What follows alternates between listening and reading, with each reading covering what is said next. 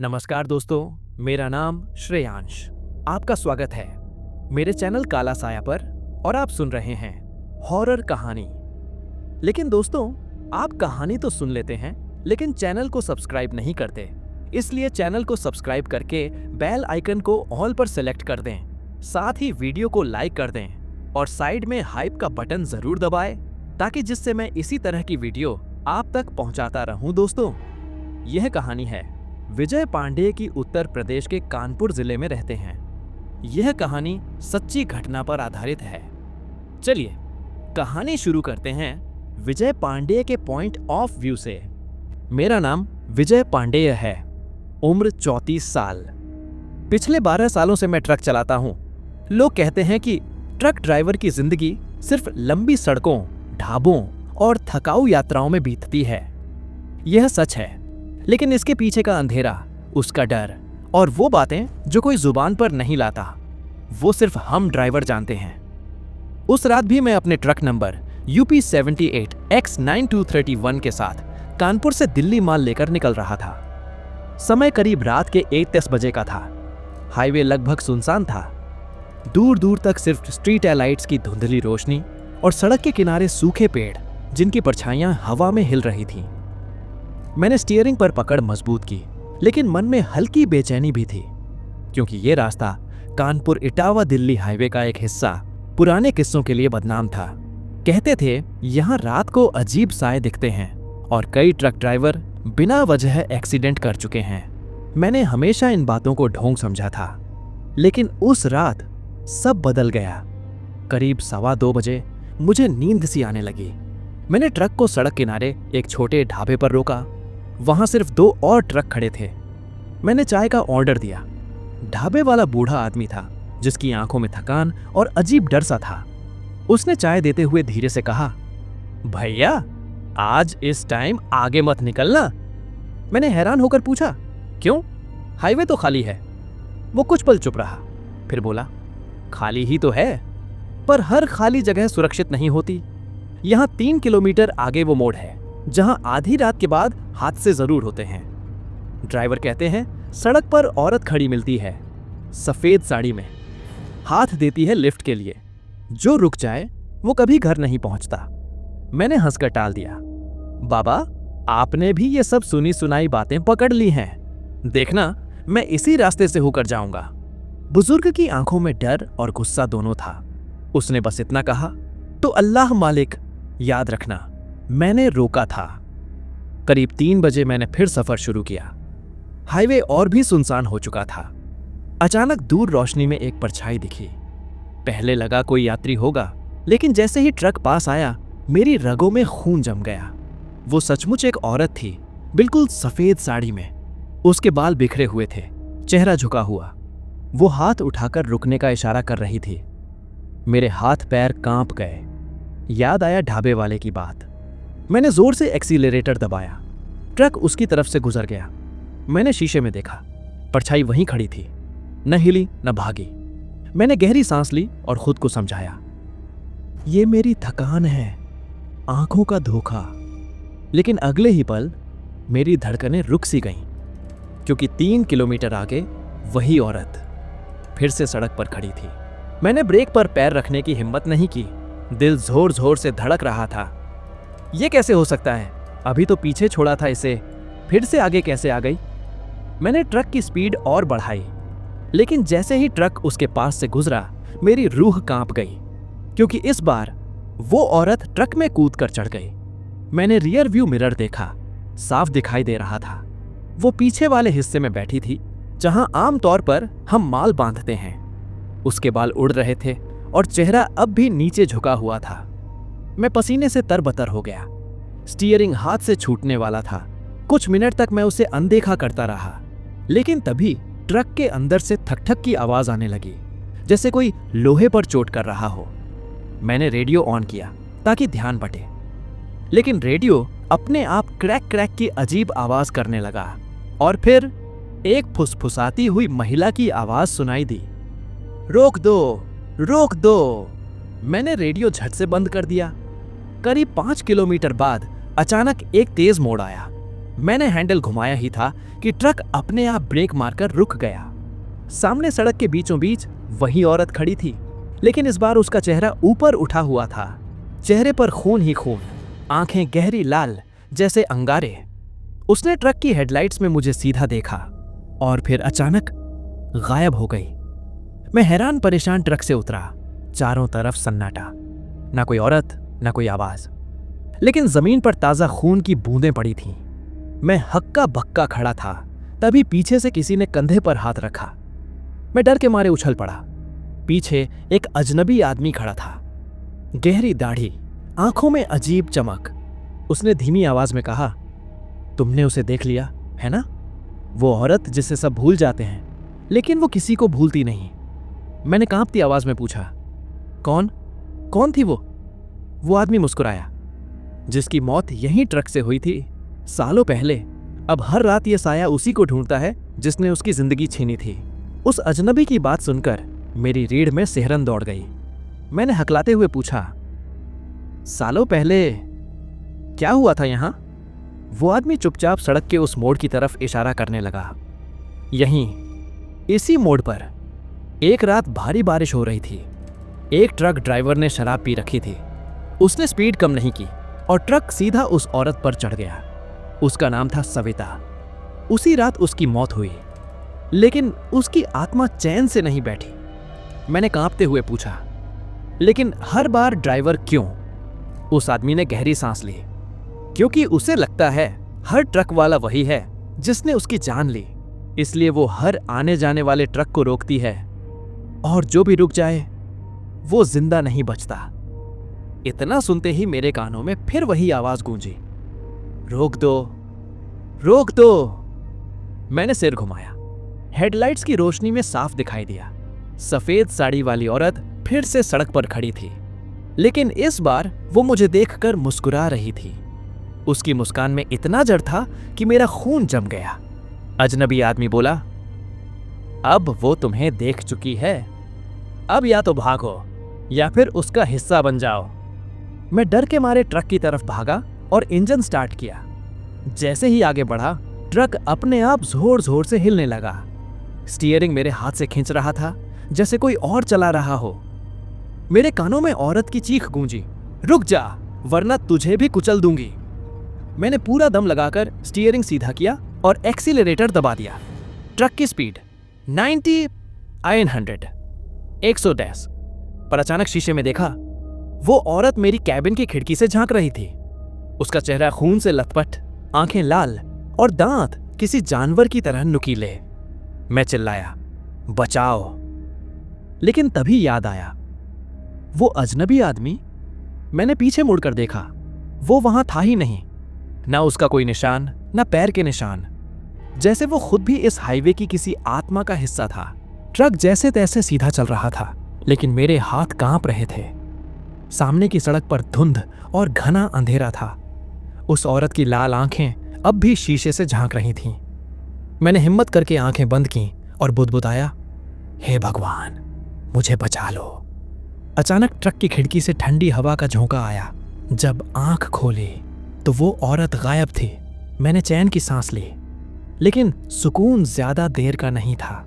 करीब 5 किलोमीटर आगे एक और ढाबा दिखा। मैंने ट्रक रोका और उतर गया। ढाबे वाला मुझे देखते ही बोला, तुम जिंदा कैसे हो? अभी तो मैंने तुम्हारे ट्रक की टक्कर की आवाज सुनी थी। मैं दंग रह गया। क्या टक्कर? वो बोला, हाँ, आधे घंटे पहले यहीं सामने सड़क से चीख और धमाके की आवाज आई थी। हम सब बाहर दौड़े थे, लेकिन वहां कुछ नहीं मिला। मेरे पैरों तले जमीन खिसक गई, क्योंकि उसी समय मेरी जेब में रखा मोबाइल अपने आप ऑन हो गया। स्क्रीन पर व्हाट्सएप खुला और उसमें एक नया मैसेज आया, तू भी वही ड्राइवर है जिसने मुझे मारा था। भेजने वाले का नाम सविता। ढाबे वाले ने मुझे बैठाकर सच बताया। ये औरत यहां से 5 साल पहले मरी थी। बारिश में सड़क पार कर रही थी, तभी एक ट्रक ने कुचल दिया। ड्राइवर भाग निकला। तब से उसकी आत्मा इसी हाईवे पर भटक रही है और हर बार वो किसी ट्रक ड्राइवर को रोकती है। मैंने कांपते हुए पूछा, लेकिन अगर हादसा किसी और ने किया था तो मुझे क्यों परेशान कर रही है? वो बूढ़ा आदमी चुप हो गया, फिर धीमे से बोला, क्योंकि तुम्हारा ट्रक नंबर उसी ट्रक से मिलता है जिसने उसे मारा था। शायद उसी का बदला समझ रही है। डर का अगला कदम मेरे हाथ से कब गिर पड़ा। मैंने तय किया कि अब मुझे यह रहस्य खत्म करना ही होगा। या तो ये औरत मुझे मार देगी या फिर मैं जान लूंगा कि उसके साथ हुआ क्या था। मैंने ढाबे वाले से आखिरी सवाल किया, उस रात जिसने उसे कुचला था, उसका नाम पता है? बूढ़े की आंखें डर से फैल गईं। वो बोला, हाँ, उसका नाम भी विजय था। और अजीब बात यह है, उसका चेहरा बिल्कुल तुम्हारे जैसा था। ढाबे वाले की बात सुनकर मेरे पैरों में जैसे जान ही नहीं रही। क्या मेरा चेहरा उस ड्राइवर से मिलता है? कैसे हो सकता है ये? दिल दिमाग सुन्न पड़ गया। मुझे अपने ही हाथों पर शक होने लगा। क्या मैं सच में वही हूं? क्या कहीं मेरा अतीत छुपा हुआ है जिसे मैं जानता ही नहीं? मैं ढाबे के पास बने वॉशरूम में गया और शीशे में खुद को देखा। चेहरे पर पसीने की बूंदें, आंखों में डर, होंठ सूखे हुए। लेकिन अचानक शीशे में मुझे अपना चेहरा नहीं दिखा।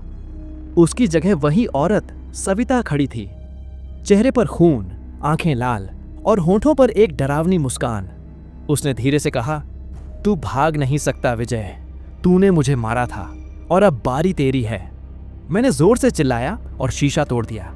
लेकिन जब होश संभाला, सामने बस मेरा ही चेहरा था। ढाबे वाले ने मुझे सलाह दी, अगर सच जानना है तो कानपुर के पुलिस थाने जाओ, वहां उस हादसे की रिपोर्ट दर्ज है। मैंने सोचा अब भागने का कोई मतलब नहीं। सुबह होते ही ट्रक घुमाया और कानपुर की तरफ निकल पड़ा। रात का सफर काटना मुश्किल था।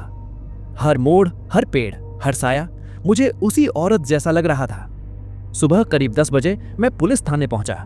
रिपोर्ट देखने की इजाजत मांगी। पुराने रजिस्टर में जब पन्ने पलटे तो मेरा दिल थम गया। Case number 172 2018। महिला सविता की मौत ट्रक एक्सीडेंट में। ड्राइवर विजय पांडे फरार। मेरी आंखें फटी रह गईं। नाम वही जो मेरा है। मैंने पुलिस वाले से कहा, यह नाम मेरा भी है, पर मैं तो उस वक्त यहां था ही नहीं। पुलिस वाला मुझे ध्यान से देखने लगा, फिर बोला, सुनो, उस ड्राइवर का चेहरा कभी साफ रिकॉर्ड नहीं हुआ था। लोग बस इतना कहते हैं कि वो लंबा चौड़ा था, आंखों में अजीब चमक थी और तुम्हारी शक्ल उससे मिलती है। मैंने सिर पकड़ लिया। क्या यह कोई संयोग है या फिर कोई छुपा हुआ सच? थाने से निकलकर मेरा दिमाग भन्ना रहा था। एक ही सवाल, क्या मैं ही वो हूं या फिर कोई और है जो मेरी तरह दिखता है?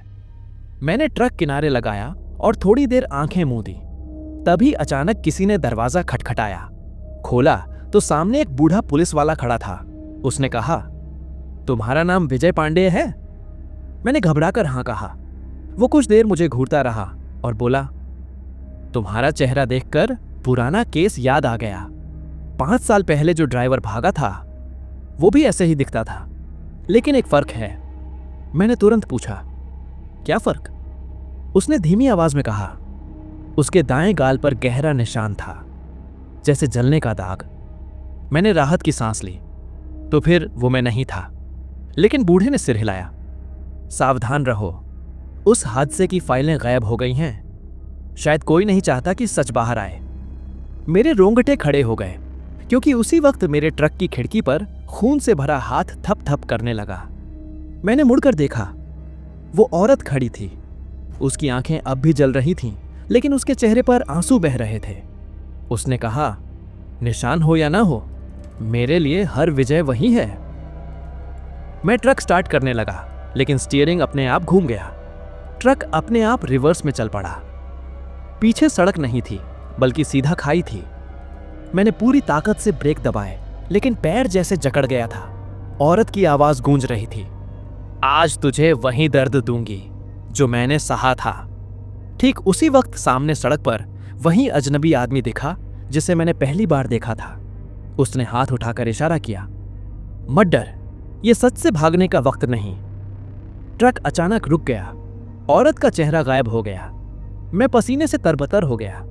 वो आदमी पास आया और बोला, अगर सच जानना है तो इस हाईवे के पुराने रिकॉर्ड्स खंगालो, सच्चाई वहीं छुपी है। और हां, जितना दिख रहा है कहानी उससे कहीं गहरी है। उस अजनबी आदमी की आंखों में कुछ ऐसा था जो मुझे डरा भी रहा था और खींच भी रहा था। मैंने कांपती आवाज में पूछा, तुम कौन हो? बार बार क्यों सामने आते हो? वो हल्की मुस्कान के साथ बोला, मैं वही हूं जिसने उस हादसे को अपनी आंखों से देखा था। मेरे रोंगटे खड़े हो गए। तो तुम गवाह हो? फिर पुलिस को क्यों नहीं बताया? उसकी आंखों में अजीब उदासी थी, क्योंकि पुलिस भी चाहती थी कि यह मामला दबा दिया जाए। हादसा करने वाला कोई आम ड्राइवर नहीं था, बल्कि एक बड़े आदमी का ट्रक था। नाम, हाँ, विजय पांडे, लेकिन वो तुम नहीं थे। तुम तो बस उसका अक्स हो। मैंने हैरानी से पूछा, अक्स मतलब? वो आदमी पास आकर बोला, कभी कभी जब किसी की मौत बहुत दर्दनाक होती है तो उसका साया उस इंसान जैसे लोगों पर भी लटकने लगता है। तुम्हारा नाम, तुम्हारा चेहरा, यह सब बस इत्तेफाक नहीं। ये औरत तुम्हें उसी का रूप समझ रही है। मैंने गुस्से में कहा, तो मैं क्या करूं? कब तक ऐसे डरता रहूंगा? वो आदमी धीमे स्वर में बोला, तुम्हें उसकी आत्मा को सुकून दिलाना होगा, वरना ये हाईवे कभी तुम्हें छोड़ने वाला नहीं। रात फिर गहरी हो चुकी थी। मैं ट्रक में बैठा ही था कि अचानक सामने का शीशा अपने आप धुंधला हो गया। उस पर किसी ने उंगली से लिखा। मैं चीख पड़ा। मेरे कानों में औरत की सिसकियां गूंज रही थीं।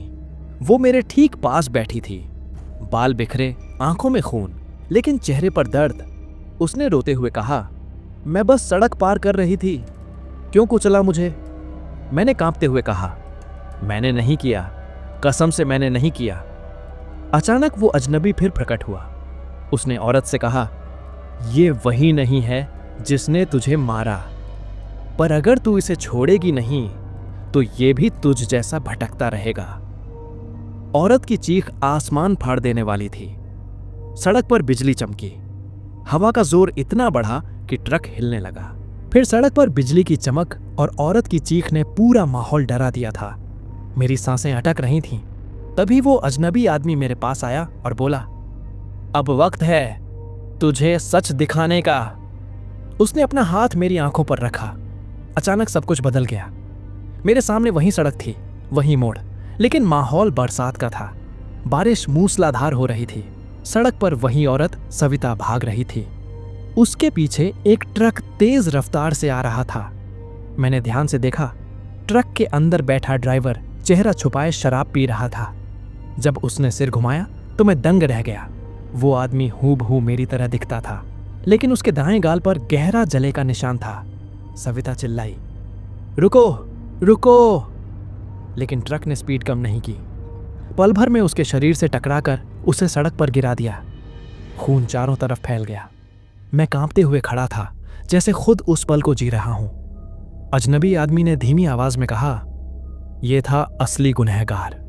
उस हादसे को दबाने के लिए पुलिस ने सबूत छुपाए, और जब नाम लिखा गया तो बस विजय पांडे। इसलिए आज भी उसकी आत्मा हर विजय को वहीं समझती है। अचानक मेरे सामने फिर सविता खड़ी हो गई। उसकी आंखों से आंसू बह रहे थे।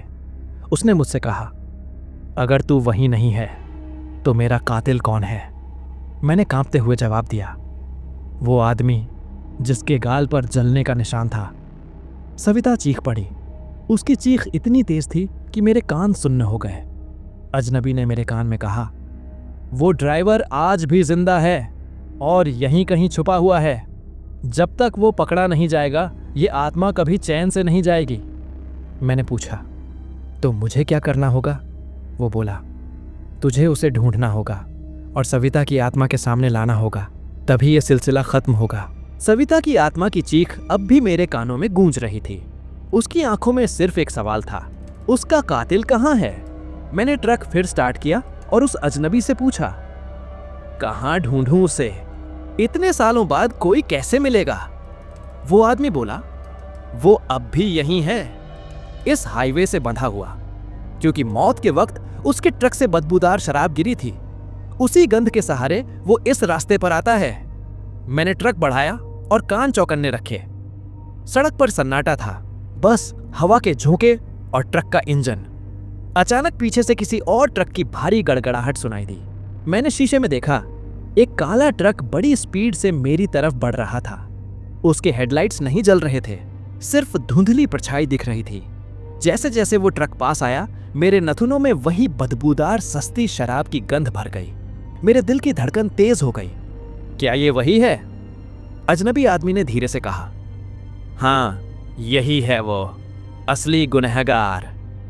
काला ट्रक अचानक हॉर्न बजाने लगा। इतनी भयानक आवाज थी जैसे किसी जानवर की दहाड़। वो मुझे ओवरटेक करने की कोशिश कर रहा था।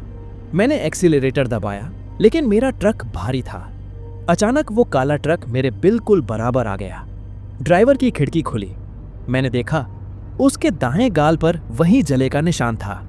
उसकी आंखों में पागलपन था और होठों पर शैतानी मुस्कान। जैसे ही मैंने उसका चेहरा देखा, मेरे बगल वाली सीट पर अचानक सविता की आत्मा प्रकट हो गई। उसकी आंखें लाल थीं, लेकिन इस बार उनमें गुस्से से ज्यादा आग थी। उसने कहा, वो है मेरा कातिल, उसे मत छोड़ना। सड़क पर तीनों, मैं, सविता की आत्मा और वो काला ट्रक, अब एक खतरनाक खेल में बंध चुके थे। फिर काला ट्रक अब मेरे बिल्कुल बराबर था। उसका इंजन ऐसे गरज रहा था जैसे कोई जानवर शिकार पर टूट पड़े। ड्राइवर की आंखों में पागलपन था और होठों से फूट रही थी शैतानी हंसी। सविता की आत्मा मेरे पास बैठी थी। उसका चेहरा खून से लथपथ, आंखों में नफरत की आग। उसने धीरे से फुसफुसाया, आज इसका हिसाब पूरा होगा। काले ट्रक ने अचानक साइड से मुझे धक्का मारा। मेरा ट्रक डगमगा गया। मैंने स्टीयरिंग कसकर पकड़ा। सड़क पर दोनों ट्रक ऐसे भिड़ रहे थे जैसे दो शिकारी बैल। आसमान में बिजली चमक रही थी। हर बिजली की चमक में मुझे काले ट्रक के ड्राइवर का चेहरा साफ दिखता। अचानक सविता उठी और ट्रक के बोनट की तरफ उड़ गई। वो काले ट्रक पर जा बैठी। उसके हाथों से आग जैसी रोशनी निकल रही थी। काले ट्रक का ड्राइवर चिल्लाया, नहीं, तू मुझे नहीं रोक सकती। लेकिन उसकी चीख हवा में दब गई। सविता ने पूरे जोर से काले ट्रक के शीशे पर प्रहार किया। शीशा टूट गया और ट्रक अनियंत्रित होकर बगल में लहराने लगा। मेरी नाक में वही शराब की गंध और भी तेज हो गई। ऐसा लगा जैसे सड़क पर हर जगह शराब ही बिखरी हो। उस गंध के साथ चीखें और गड़गड़ाहट मिलकर माहौल को और खौफनाक बना रहे थे। मैंने मौका देखकर ट्रक की स्पीड और बढ़ाई। सीधे काले ट्रक के साइड में टक्कर मारी। जोरदार धमाका हुआ और वो काला ट्रक खाई में पलट गया। अचानक खाई में पलटा हुआ काला ट्रक अब धधक रहा था। आग की लपटें आसमान छू रही थीं। मैंने ट्रक साइड में लगाया और बाहर निकलकर देखा। सड़क पर सिर्फ राख और जलती हुई टायरों की गंध थी। मुझे लगा सब खत्म हो गया। सविता को मुक्ति मिल गई और उसका कातिल जलकर राख हो गया। लेकिन दिल के भीतर एक अजीब बेचैनी थी, जैसे कोई अब भी देख रहा हो। मैंने गौर से देखा। आग में जलते हुए ट्रक के बीच कोई परछाई हिल रही थी। वो इंसान का शरीर नहीं लग रहा था। वो काले धुएं जैसी आकृति थी जो धीरे धीरे सड़क की ओर रेंग रही थी। अचानक वही रहस्यमयी बूढ़ा आदमी फिर मेरे पीछे खड़ा था। उसने धीरे से कहा, तूने समझा, सब खत्म हो गया, लेकिन असली खेल अब शुरू होगा। उसकी आत्मा नष्ट नहीं हुई, बल्कि और भी ज्यादा ताकतवर बन गई है। मेरे पैरों तले जमीन खिसक गई। मैंने कांपते हुए पूछा, मतलब वो अब भी जिंदा है? बूढ़ा बोला, जिंदा नहीं, अब वो इंसान नहीं रहा, वो बन चुका है हाईवे का शैतान। मैं वापस अपने ट्रक में बैठा। इंजन स्टार्ट किया, लेकिन सड़क पर अब एक अलग ही सन्नाटा था। ये वही हाईवे नहीं था जो कुछ देर पहले था। पेड़ों की परछाइयां हिल रही थीं, जैसे हर शाख में आंखें लगी हों। और दूर से फिर वही भारी हॉर्न सुनाई दिया। मैंने शीशे में देखा, धुएं से बनी परछाई अब मेरे ट्रक के पीछे दौड़ रही थी। उसकी आंखें लाल अंगारों जैसी चमक रही थीं। इंजन की आवाज और मेरी धड़कनों की रफ्तार एक जैसी तेज थी। शीशे में बार बार देखता, वो धुएं जैसी परछाई ट्रक के पीछे पीछे दौड़ रही थी। सड़क सुनसान, हवा ठंडी और रात बेहद भारी। अचानक परछाई ने छलांग लगाई। मेरे ट्रक के पीछे का दरवाजा जोर से धड़ाम से बजा, जैसे किसी ने अंदर घुसने की कोशिश की हो। मैंने स्टीयरिंग कसकर पकड़ा, मगर ट्रक खुद ब खुद झटके खाने लगा। ऐसा लग रहा था जैसे कोई अदृश्य ताकत उसे नियंत्रित कर रही हो। डैशबोर्ड की सारी लाइट्स झिलमिला रही थीं। तभी ठंडी हवा का झोंका आया और पीछे की सीट पर हल्की सी हलचल हुई। मैंने शीशे से देखा, वो परछाई अब ट्रक के अंदर थी।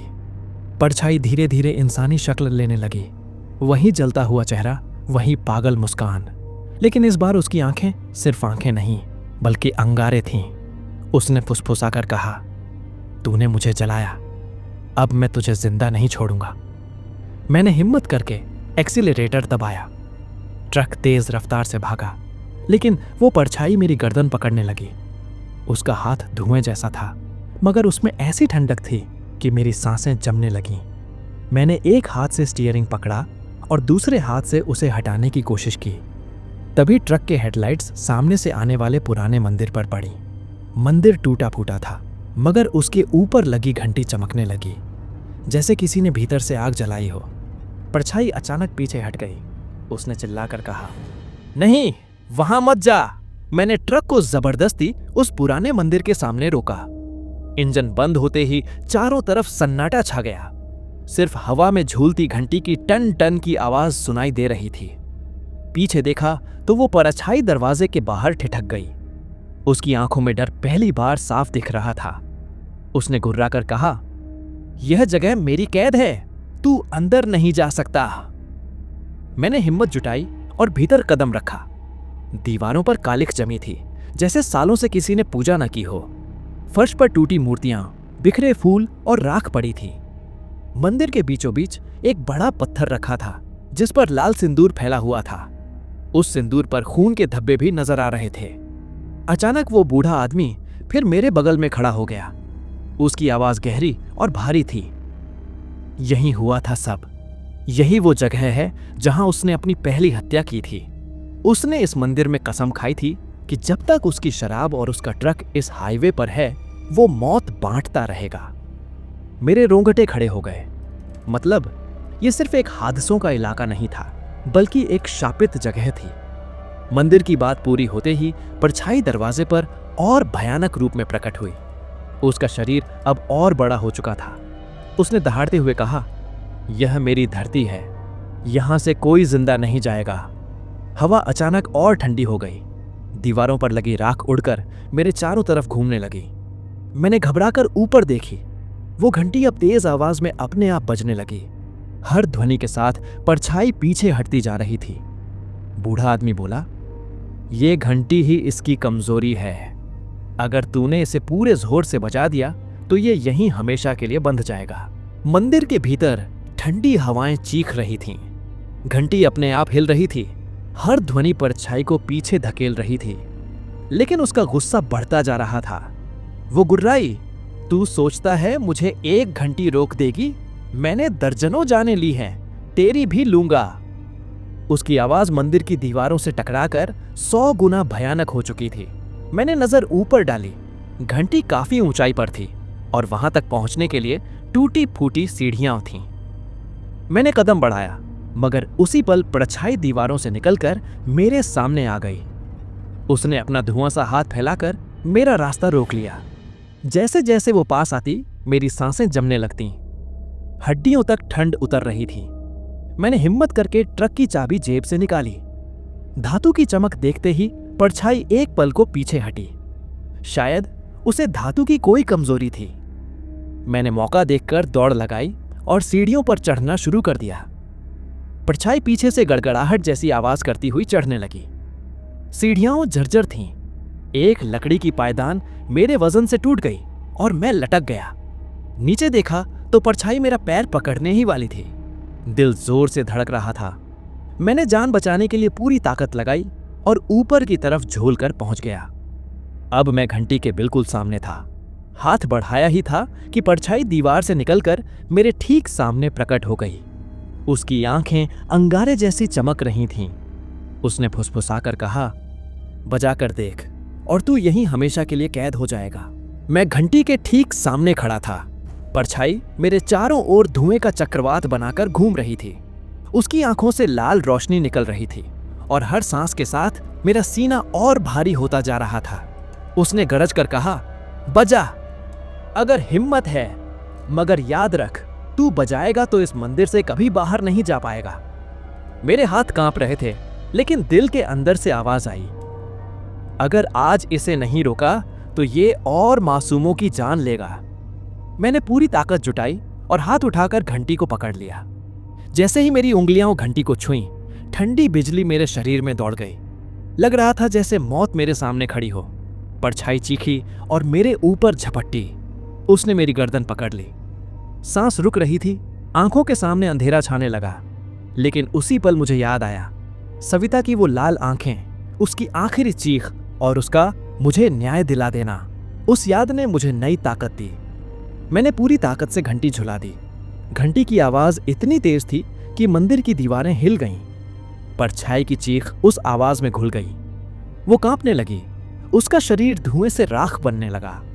उसने आखिरी बार गुर्राकर कहा, यह खेल खत्म नहीं हुआ, मैं लौटूंगा। और अगले ही पल वो राख बनकर हवा में बिखर गई। घंटी की गूंज धीरे धीरे थम गई। मंदिर के भीतर फिर सन्नाटा छा गया। मैं घुटनों के बल गिर पड़ा। सांसें उखड़ रही थीं, लेकिन दिल में पहली बार सुकून था। शायद ये हाईवे अब लोगों के लिए सुरक्षित हो जाएगा। मंदिर में घंटी की गूंज अब खामोश हो चुकी थी। मैं जमीन पर बैठा, थका हुआ और पसीने से भीगा। मन ही मन सोचा, सब खत्म हो गया। धीरे धीरे उठकर बाहर निकला। रात का आसमान साफ था। हवा में अजीब सी हल्की ठंडक थी। सड़क खाली और शांत दिख रही थी। मैंने ट्रक स्टार्ट किया और आगे बढ़ा। इस बार सड़क सामान्य लगी। न शराब की गंध, न डरावना सन्नाटा। दिल में पहली बार यकीन हुआ कि अब यह रास्ता सुरक्षित है। लेकिन कुछ किलोमीटर आगे एक ढाबे पर चाय पीने के लिए रुका। ढाबे वाला बूढ़ा आदमी मेरी तरफ घूरता रहा, फिर बोला, बाबूजी, अभी अभी किसी ने बताया कि पीछे वाले मंदिर में घंटी अपने आप बज रही थी। लोग कहते हैं जब वो बजती है तो कोई नया शिकार चुना जाता है। मेरे हाथ से चाय का गिलास गिर गया। मैंने ट्रक में बैठकर शीशे में खुद को देखा। चेहरे पर थकान थी, आंखें सुर्ख। लेकिन तभी मेरे पीछे वाली सीट पर कुछ हलचल हुई। धीरे धीरे धुंधली परछाई उभरने लगी। वही लाल चमकती आंखें, वही ठंडी मुस्कान। उसने धीरे से फुसफुसाया, कहा था ना, खेल अभी खत्म नहीं हुआ। मेरे हाथ स्टीयरिंग पर जम गए। सड़क फिर से सुनसान हो गई। ट्रक की हेडलाइट्स आगे अंधेरे को चीर रही थीं। और मैं समझ गया, ये सफर कभी खत्म नहीं होने वाला। रात गहरी हो चुकी थी। ट्रक हाईवे पर दौड़ रहा था, लेकिन मेरे दिल में अजीब सा डर बैठ गया था। शीशे में वो धुंधली परछाई अब भी दिखाई देती, कभी साफ, कभी गायब। हर बार जब हेडलाइट्स बिजली के खंभों पर पड़ती, उसकी लाल आंखें झिलमिला उठती। इंजन अचानक खुद ब खुद तेज और धीमा होने लगा, जैसे अब ट्रक मेरे नियंत्रण में नहीं बल्कि किसी और की पकड़ में हो। स्टीयरिंग भारी हो चुका था। मैंने जोर लगाकर कंट्रोल करना चाहा, लेकिन स्पीडोमीटर अपने आप औंधी 120, 140 तक पहुंच गया। ट्रक बेकाबू होकर हवा चीरने लगा। अचानक सामने सड़क पर वही बूढ़ा आदमी खड़ा दिखा। उसने हाथ उठाकर रुकने का इशारा किया। मैं ब्रेक पर पैर मारता रहा, मगर ब्रेक काम ही नहीं कर रहे थे। आखिरी पल में ट्रक उसकी जगह से होकर निकल गया, लेकिन पीछे मुड़कर देखा तो वहां कोई नहीं था।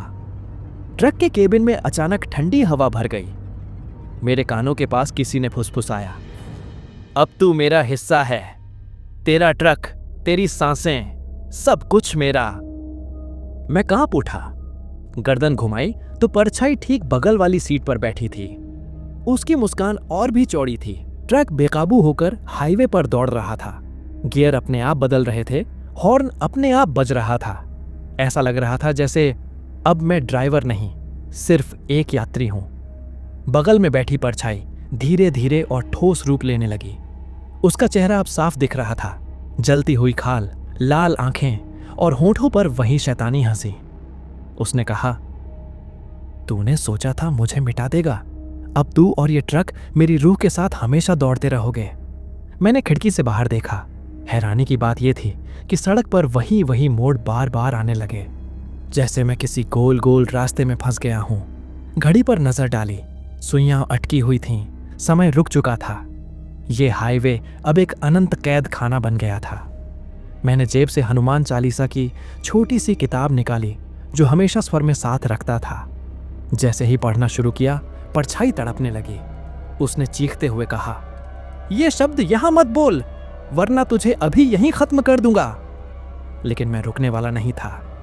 हर शब्द के साथ ट्रक जोरों से हिला, मानो जमीन खुद कांप रही हो। अचानक परछाई ने हंसते हुए कहा, तू मुझे भगा सकता है, पर याद रख, हर ट्रक ड्राइवर जो इस हाईवे से गुजरेगा उसे मैं ढूंढ लूंगा। ये श्राप खत्म नहीं होगा। उसकी आवाज इतनी डरावनी थी कि मेरी हिम्मत टूटने लगी, लेकिन मैंने किताब कसकर पकड़ी और जोर से पाठ करने लगा। ट्रक की रफ्तार अब असहनीय हो चुकी थी। हर मोड़, हर झुकाव, हर झटका, जैसे परछाई मुझे पूरी तरह से अपने जाल में फंसा रही हो।